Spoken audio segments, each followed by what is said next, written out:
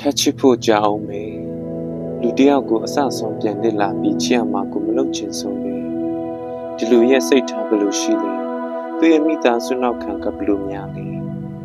ငါကိုရောဘယ်လောက်ထိချစ်နိုင်မှာလဲဒါလေးကိုအချင်းပေးပြီးရစိမ့်စားမှာလေ့လာရမှာမလုပ်ချင်ဆုံးပဲလူတစ်ကိုထပ်ချစ်ဖို့ကပြင်းနေလေချစ်သူဟောင်းကိုလည်းပြန်မလို့ချင်ဘူးသူခံစားချက်ကလည်းတည်နေတယ်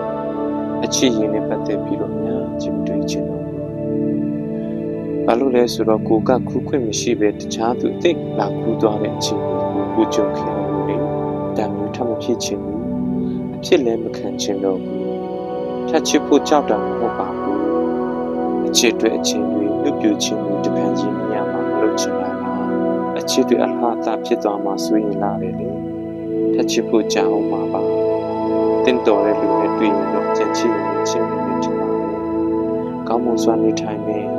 ကျန်တာကတော့ဖျားလူတော်တိုင်း